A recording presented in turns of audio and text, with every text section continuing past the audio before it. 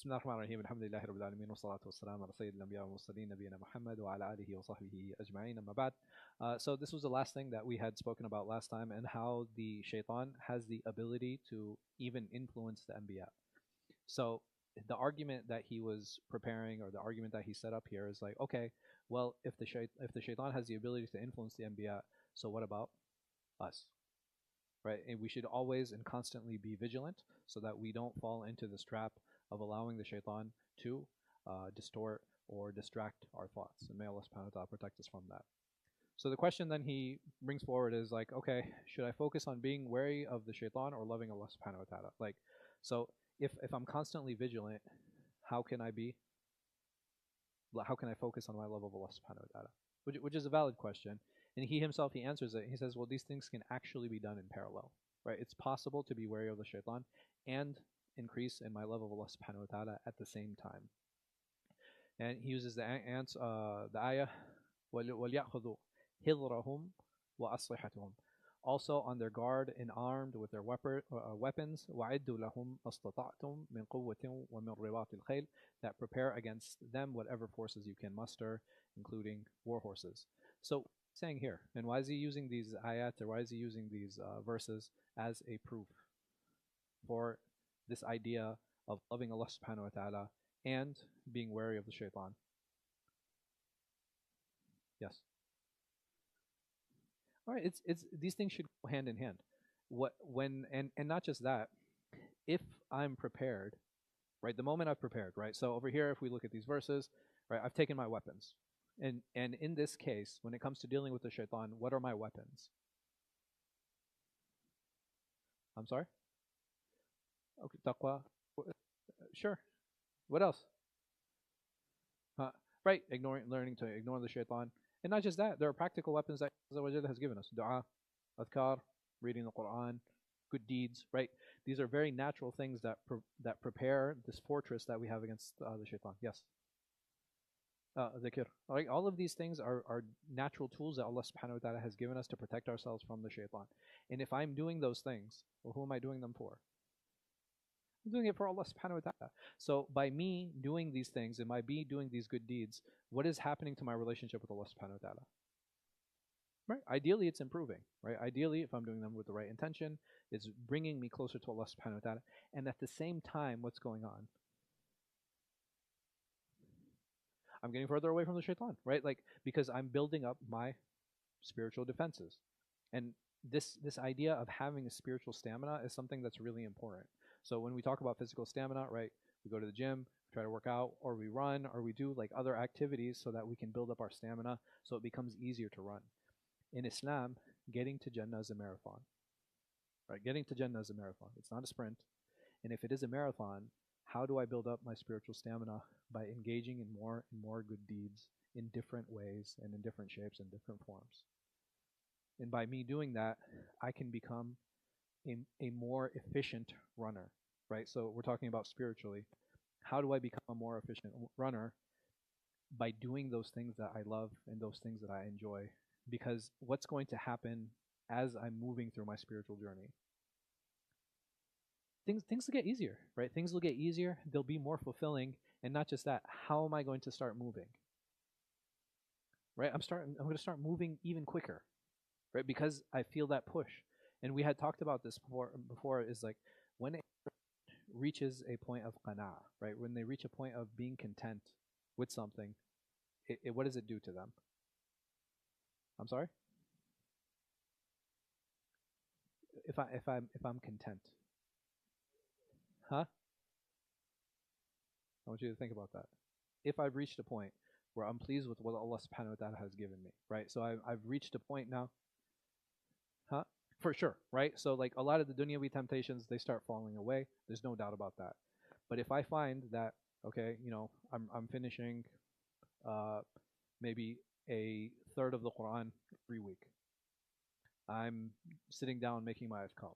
I have a time that I'm making my dua. I'm making my prayers on time. I'm giving my sadaqah. My relationships are great. What do I want now? I want more. Right? That's what qana'ah does. Right? That's what being content does. That's like, man, this is so great. What do I want? I want more of it. And this develops this positive feedback loop, right? Because I'm doing so many of these good things, I want to do more because it just feels amazing. You guys know, like, well, I don't know how many of you run, but like you get that runner's high, right? There's a certain point where you reach and you're running, you might be exhausted, and all of a sudden you feel like you have the second wind. And this is how it works with good deeds. Once I develop a stride in those good deeds, there comes a point where it's like it's a little bit tiring, but it's also invigorating, right? Like when we do these deeds, it's like we feel so empowered. We might feel spiritually exhausted sometimes, but then, and I'm sure all of us that have experienced this, we come to the masjid and we come to pray tarawih, and what happens? So, like I'm exhausted when I come, right? I might have just broken my fast, or whatever, and I do my first takbirah for tarawih, and I'm hearing the Quran. What happens? Like it's like I get a second wind, right? It's like my whole attitude changes, and sometimes we don't realize it, but I want all of us to think back and be like, man, yeah, that's actually right. That really happens. Like I completely feel this spiritual recharge the moment I engage in that. And this is something that we need to learn as well. And there's a very famous hadith of Fatima radiallahu anha where she was complaining about physical weakness. Like subhanAllah, it's actually amazing. She comes to her father, sallallahu alayhi wasallam, and she says to him, you know, Baba, look at my hands. Like they're all blistered. Like my hands are all blistered. Please give me a servant. Please. Like going and fetching water and this and that. And not only is she the daughter of the Prophet, how does the Prophet view her from amongst his daughters? His favorite, hands down favorite daughter. Alayhi salam. And she goes to him, she's like, you know, my hands are blistered, but he said, I have something better for you. And she, what do you think? How do you think she felt the moment he said that? She was like excited. She's like, yes, you know, alhamdulillah. Finally, I hate going to that well. I hate drawing up that water. He's like, before you go to sleep, say subhanallah 33 times, alhamdulillah 33 times, and Allahu Akbar 34 times. And he said, this tiredness that you feel, it will go away. Why? What happened? Right. So I think this is actually a very good point. That spiritual stamina, it actually has an effect on our physical health. This is a very important point. So this idea, like, you know, we have different types of health, and you know, I know there's like this big thing and focus on like mental health. If I want to have the biggest effect on my mental health, then I should invest in myself spiritually. That's the biggest effect I can have. Not to say that there aren't methods and techniques that bolster and make it more concrete, but this is a huge way for me to better my mental health. And based on this hadith, it very clearly has an effect on my physical health. Right, so this physical tiredness that she's feeling, he said, do this, and it will help with that physical tiredness. Like, what else can I benefit from this hadith? Why do these things? I want you to think about it. Think about her complaint and think about the adhkar. All right, the how. So how would she take that away from this lesson that her father sallallahu alaihi wasallam was giving her?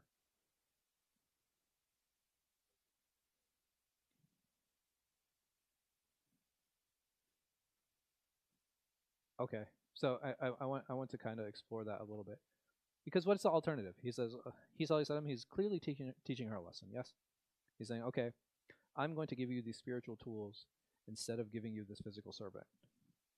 Because if he had given her the physical servant, why? What would that take away? Or why would that take away from the lesson? Right? Gratitude. And I believe that was the lesson that he sallallahu alaihi wasallam was actually instilling in his daughter. You know what's amazing about Fatima radiallahu anha? It was said about her that the one who imitated the Prophet the most in the walk, in the presentation, in the way of speaking, in the mannerisms was who? It was Fatima radiallahu anha. And why? Because of these lessons that her father instilled in her, sallallahu alaihi wasallam. And teaching this gratitude to her, that, okay, yes, I could do that for you, but even the fact, yes, you have blisters on your hands, but Allah subhanahu wa ta'ala has given you hands. He's given you strength.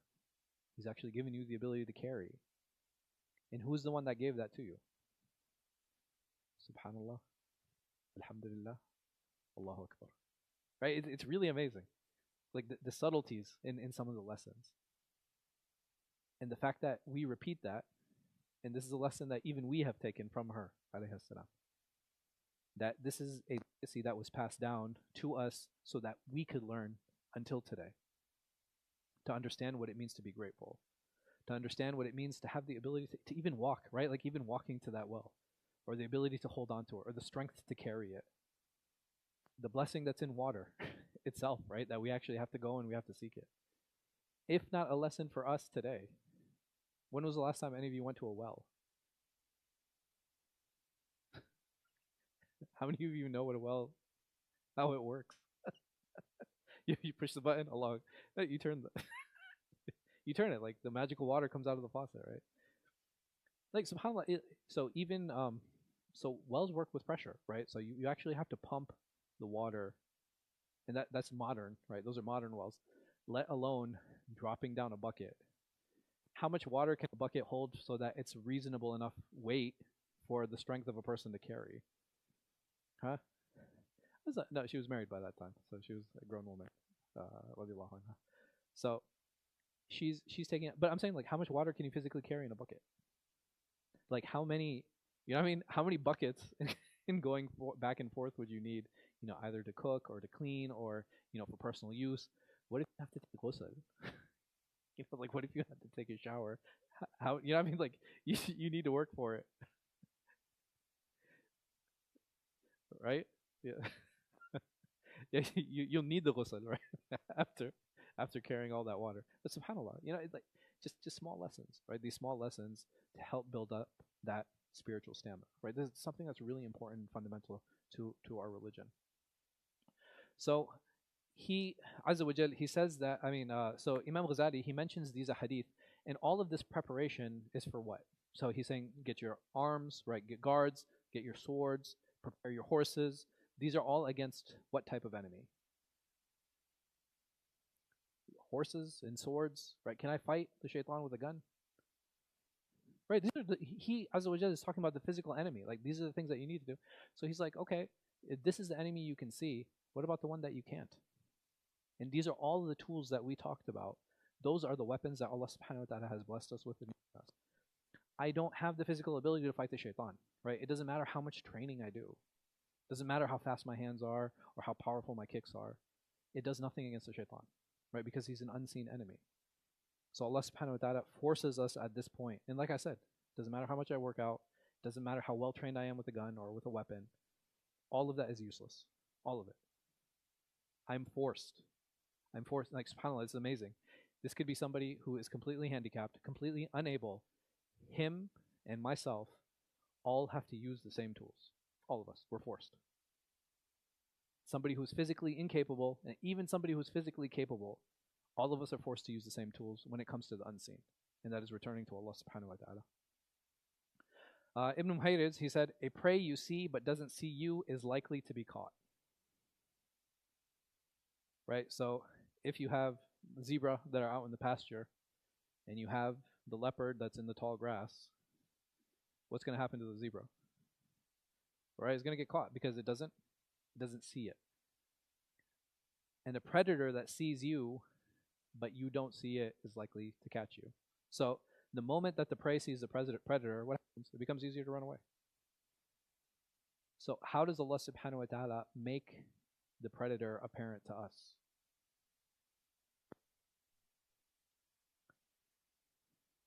Right? So by making his plans clearly visible to us. Right? There are a lot of things sometimes we can see within ourselves.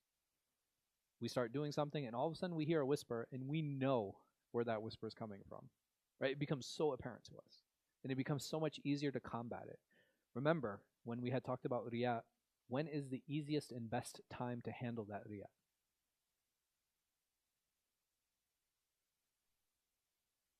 The moment I realize it.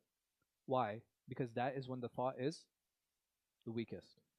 But the moment it takes hold, it becomes that much more difficult to remove. And we had said that Imam Ghazāli, he likened the riya to weeds. And the weeds, the longer they're embedded, the deeper, right? The deeper their roots are, and the more difficult it is to remove. Because even if you cut off the top, what happens? It'll just grow right back because the roots are already set in place. Sure.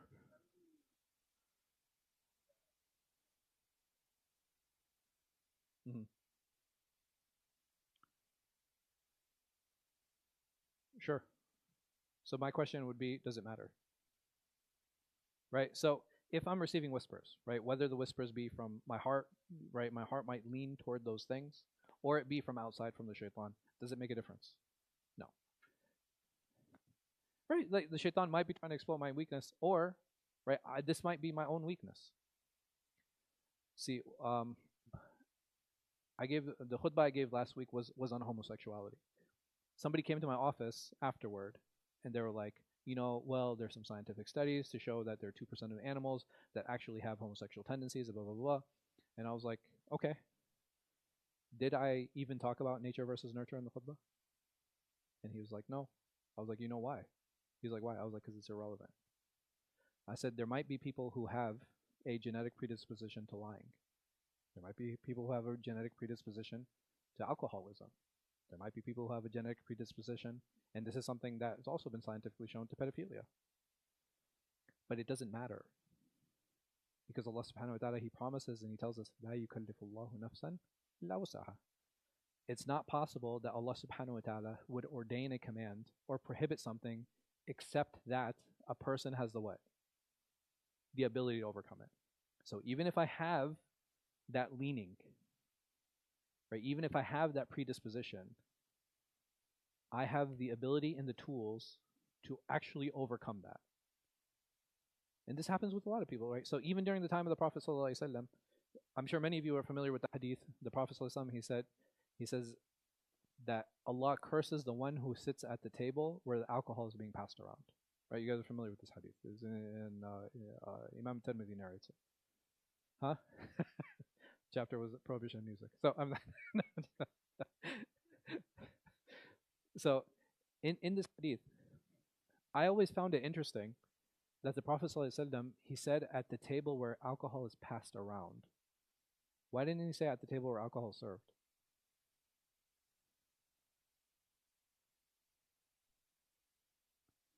Hmm. Okay. If, what's the setting? Why is the setting different? Okay, when it's being passed around. All right. And who was the Prophet ﷺ talking to? What group of people? He was talking to the companions.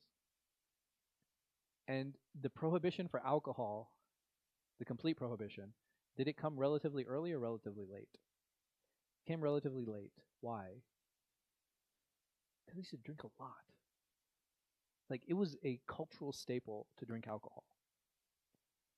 And when we have this staged prohibition, right? So initially it was, okay, alcohol, it's not that good, right? Then you had, well, when you're praying, don't be drunk when you're praying. And then finally, a complete prohibition. And part of the reason for a scaled prohibition was because their hearts were so attached to drinking alcohol. And in certain societies, and for those of you that might be more involved with society here, how culturally pervasive is drinking? It's everything, right? Right. Yeah, yeah. So any social gathering, any social gathering you go to, what is the one thing that is guaranteed, even if you don't eat anything? Alcohol. This is not dissimilar to the time of the mushrikeen. So the time of the pagan Arabs, this is not a dissimilar thing. That they would culturally constantly drinking. Like, loved alcohol. So how easy is it to remove that from people's hearts? It's tough, right? It's difficult. So if I'm in that environment and alcohol is prohibited, but I just stopped drinking, like maybe like 6 months ago, and all of a sudden a cup is coming toward me, what are the chances of me taking a sip? Right? It's really high. Right? It's really high. Even the use of vessels. So, is it permissible for me to drink water out of a Jack Daniel's bottle? It's clean, right? Bottle's clean. Somebody puts water in it and I drink it. Is that permissible? Eh, it's been cleaned. That's why I said it's been cleaned. It's permissible. But there was a time where the Prophet ﷺ, he prohibited drinking anything out of vessels that were used for alcohol. Why? It's not to tempt people, right? This idea of temptation, this idea of social pressure, this is something that's really important. But saying that, eventually, how did the companions deal with alcohol? How did the prohibition, when the prohibition came, what did they do? Oh, they threw it into the streets, right? They poured it out completely. They weren't like, yeah, Rasulullah, come on, you know,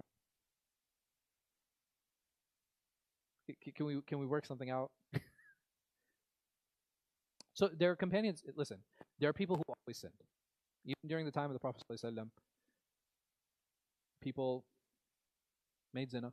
It happened from the companions. We have 3 verified stories, and the reason we know is because they came forward and they admitted it. You have a story of a young man and young women. They used to come late for the salah. You guys know why they came late? No.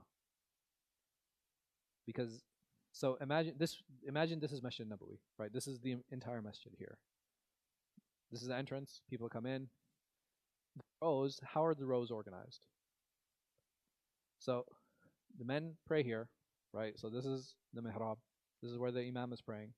And where do the men line up? They line up right behind him, right? They go this. And as the rows are added, which way do the rows go? They start moving back. And for women, where do the rows start? They start all the way in the back, right? And then the rows start adding. And where do the rows move then? They move forward. So if we're late, where am I praying? Close to the women, right? And the women are playing close to the men. And they used to look at each other. And the reason I mention this is people act like, oh, it was like this amazing, you know what I mean?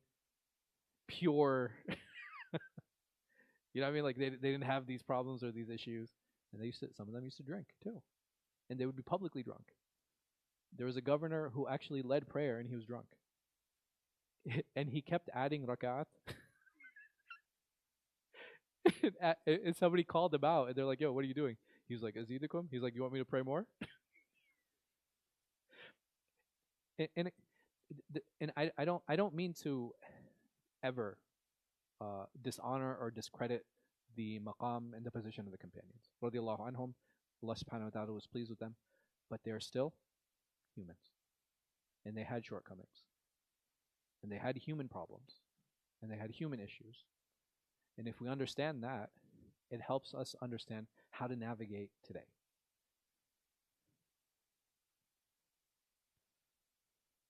Yeah. Absolutely. So how did they deal with that? Yeah, so they didn't have any of those things, but at the end of the day, what was the rehab for them? Remember we talked about, remember I was talking about like the mental health boogeyman? What is one of the biggest mechanisms for me to overcome a lot of my problems and issues? Huh? Being solution focused. That's number 1. Number 2, my spiritual stamina. Remember? The moment, like, why did it take a time? Because Allah subhanahu wa ta'ala was actually building their spiritual stamina up to a point where it didn't matter what He Azza wa Jal prohibited or what He commanded. They were going to what? They're going to obey and they were going to accept it. And even the people, even the ones who were doing zina, or even the ones who were coming late, right, to look at each other, even the ones who were drinking alcohol, in their hearts, they knew what? They knew it was wrong. Right? They had accepted it. But they understood and it was their shortcoming. And this is what they had fallen into. So, having that spiritual stamina is something that is so important and something that can really push us, right? There's a huge drive that's behind it, and it's not something that we should ever overlook. It's not something that we should ever belittle. I think it's a huge part of, like, when we talk about mental health, it's a huge part. A big part of our mental health is our spiritual health. Like, if I'm spiritually healthy, it will help me with those things. It'll help me overcome a lot of those problems, a lot of those issues. And if I am facing those issues, whether it be anxiety, whether it be depression, substance abuse, whatever the case might be, I can use that to help me overcome those. And the rest of it is just technique, just being very honest. It's just very simple technique. All right, how do I overcome this? What are some of the solutions? What are some of the things I need? And then getting those steps in order to get to that place where I want to be. But I need to decide where I want to be. One of the other amazing things that Allah subhanahu wa ta'ala has given us is agency. Right? This is something that we shouldn't overlook either. Agency means that Allah subhanahu wa ta'ala has given us power. It means that He's given us ability. He's given us strength. He's given us tools and choices. I remember one of the brothers was complaining to me. He was like, aren't you worried about, like, the Muslims and their situation and blah, blah. I was like, I'd only be worried under one condition. He's like, what's that? I was like, if I turned to the community at large, right, the Muslim community at large, and we didn't have an answer. Like, we didn't have a strategy and we didn't have a solution. We're not always good at implementing, right? That's a different conversation. But alhamdulillah, I have yet to face an issue or to face a problem where we do not have some type of solution, we don't have some type of strategy in place. Walillah alhamd. Right? And that's something that we should really be proud of. And like I said, sometimes we fail at implementing. Sometimes we're not always good at it, but we do have the ability to. Yeah. Yes.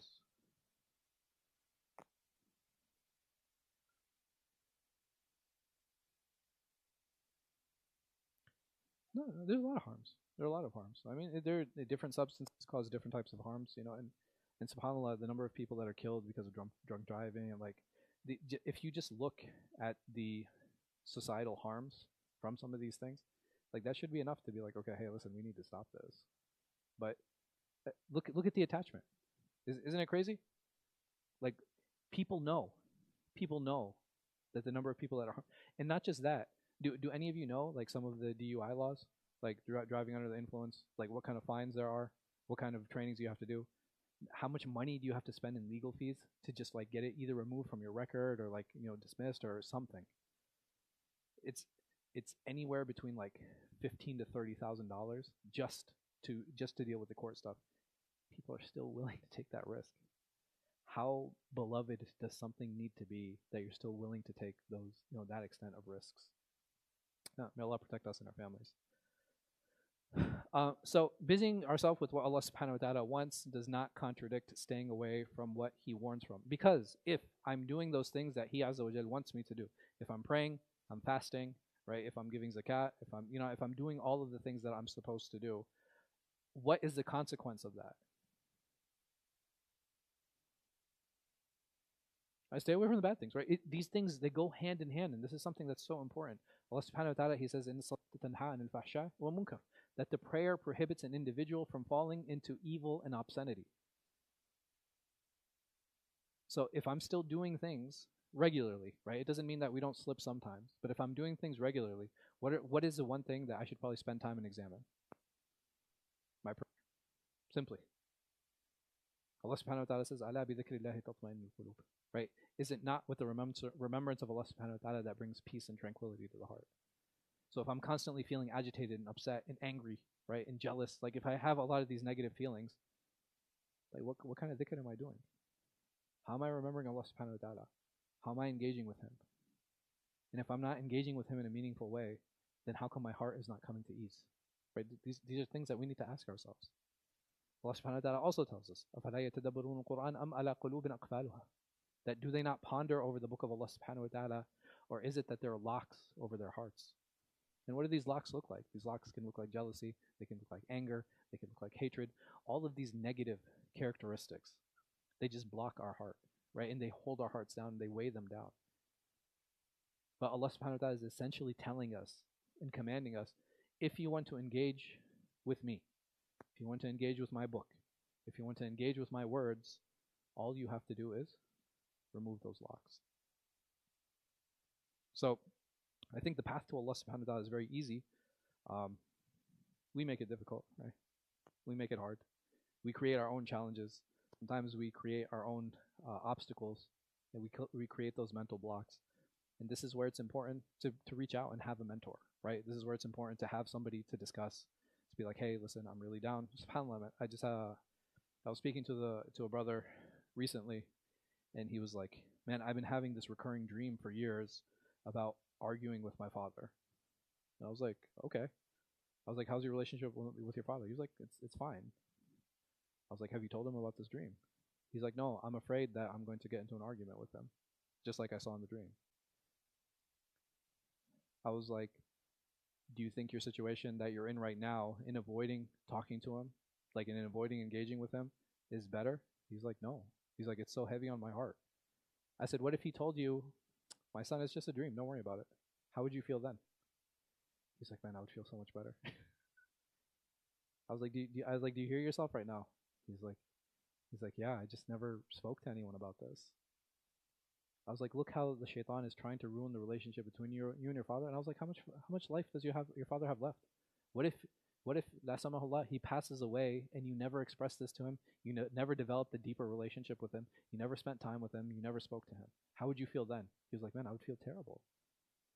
I said, so do you think that this is something that's natural, or do you think this is something from the shaitan? He's like, no, it's definitely from the shaitan. I was like, man, go talk to your father. It's okay. I said, even if you argue with him, it's okay. You come to a resolution. I said, bring him in, we'll talk. It's not a big deal. But we have to learn how to engage with ourselves. We have to learn how to engage with others. And sometimes we do get lost, right? Sometimes we reach a place and we're like, I don't know where to go. And one of the most common discussion points that I have with people who come and see me and sit down with me, I've tried everything. Very common statement. I've tried everything. Sure. You tried everything that you know. There's a reason Allah subhanahu wa ta'ala says, وَشَاوِرْهُمْ فِي الْأَمْرِ, and seek counsel from them. Sit down, talk to others. But what is the thing that's preventing me from talking and seeking counsel from others? It's ourselves. It's our own egos. If you actually think about it, it's our own egos. Why? Because I don't want to be humble and I don't want to be vulnerable. Right? I don't want to put myself in a situation where other people might think less of me. But does it matter what people think of me if Allah subhanahu wa ta'ala is pleased with me? Right? Does it matter? At the end of the day, what do we want? We just want Allah. We just want Him to be, we want Allah to be pleased with us. We want Allah to be happy with us. We want Allah subhanahu wa ta'ala to smile upon us. We want His mercy to descend upon us. And we ask Allah subhanahu wa ta'ala for all those things. So we have to make that effort. We really have to push forward. And we have to overcome ourselves, right? When we were talking about the nafs, that is 100% nafs. The moment I'm like, well, what are people going to say? And that's my ego. That's 100% my ego. But I still have to overcome it. It's like, why? And why do I need to overcome it? Because I want Allah's mercy to descend upon me. And I don't want this to be the barrier between me and Allah subhanahu wa ta'ala. We create our own ceilings, right? You know the glass ceilings? We create our own glass ceilings. And if I want them to be overcome, I just need to overcome that ego. So he mentions 3 groups previously, right? So he said that group that says you don't need to worry about the shaitan. He said this is it's untenable, right? This is not something that is that's even a reasonable option to follow. And he says that I've already explained this on the book of Reliance and the book of Tawakkul. But in summary, he says preparation does not nullify reliance. What does he mean by that?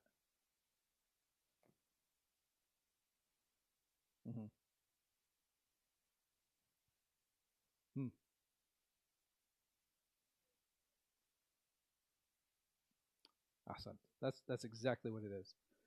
Right, you're tying your camel. So here, and I think we had mentioned this example previously. What does this look like? So if I get in my car, I know my tires have air. I know I have a full tank of gas. I put my seatbelt on, make sure that the oil gauge is good, the car's not running hot.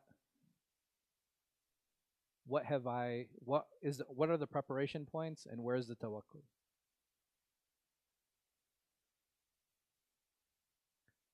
Simple as that. all of these things are preparation. All of it, right? Looking at my gauges, looking at my car, making sure, like, you know what I mean? Like making sure everything's working. This is preparation. Whether I arrive to my destination or not, that is where I have to rely on Allah subhanahu wa ta'ala. And he's saying here, doing all of these things does not negate tawakkul. So what if I say like, oh, I just need to get in my car, and if it turns on, I just go. How come that's not considered tawakkul? Why is that a problem? Huh. Okay, but someone might be like, well, if I'm relying on Allah, I don't need to prepare.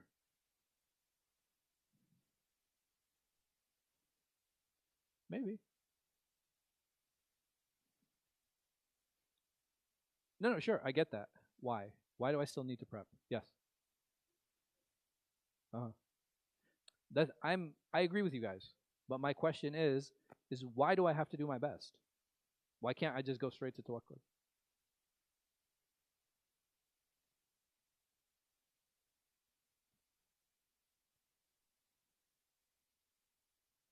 Okay. So there's an element of personal responsibility. I definitely agree with that. What else? Sure. No, I mean, like, listen, as conceptually, you guys are right. Like, I don't disagree with any of these things. Right. If I don't actually prepare, if I don't wear my seatbelt, then I get ejected from my car. And may Allah subhanahu wa ta'ala protect us and our families. What is the thought that can creep into my mind and my heart?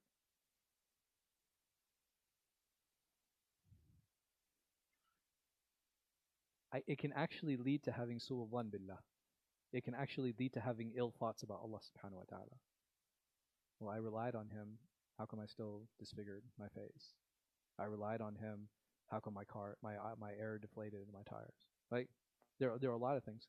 Versus somebody who had fully prepared, and they did the best they could, and they don't reach their destination. Something happens along the way. What can I tell myself? Right? I did everything he told me to do. This outcome is the what? This is the intended outcome. And even though we might not see it, this outcome is probably the best one. Like, I wanted to do something, right? I wanted to get somewhere.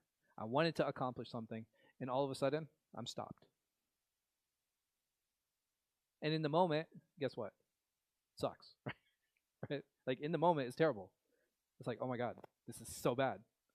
This is so terrible. But sometimes looking back, and I'm sure many of us have experienced this, sometimes looking back, it's like, man, that was a huge learning experience for me. Like, subhanAllah. Or sometimes we look back like, man, I really dodged the bullet with that one, right? Like, you really wanted that job, and then it's like, man, it didn't work out. And then 6 months later, company's filing for bankruptcy, right? And you're like, whoa, man, yeah, it hurt in the moment, but at that point, it's like, it's such a huge relief. Why? Because we don't understand Allah subhanahu wa ta'ala's infinite wisdom. Like, we don't understand the plan. And part of the reason we don't understand, because we can't see it, right? We don't know the end game. We don't know what's going to. Our job is to do the best that we can. Our job is to prepare as best as we can.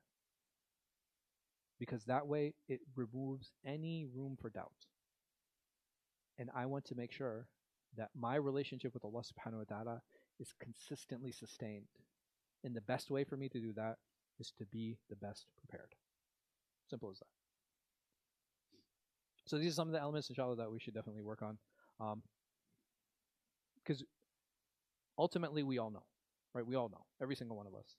Life, death, health, whether I have money or I don't have money, all of these are in Allah subhanahu wa ta'ala's hands. I literally have no control over it. Literally. I don't have any control over any of these things. I can prepare. I can do the best that I can. And what are some of the things that I can do is, like, as long as I'm living, then I should do my best to prepare for my death. If Allah subhanahu wa ta'ala has given me health, then I should prepare for those times where I'm going to fall ill. If I have money today, what should I probably be doing? Saving it. Because there's going to be a time where Allah subhanahu wa ta'ala might take it away. And how the companions used to view a lot of these things is like when things were going well, you know what would happen with them? Their anxiety would actually go up. Right? So when like things were smooth, they would start getting anxious. Why? Right? They're like, oh man, it's about to get tough, right? There's something is about to happen, right? So their anxiety would actually go up. But having that anxiety is something that's healthy because it starts that radar. It actually in that gauge, it starts getting you to prepare. It's like okay, and when it does hit, we might not always be emotionally ready for it in the moment, but at least we've done the best that we can to prepare. And subhanAllah, and this is a bit of a sidetrack, but I had given a talk once where who is responsible for uh, your parents when they're elderly?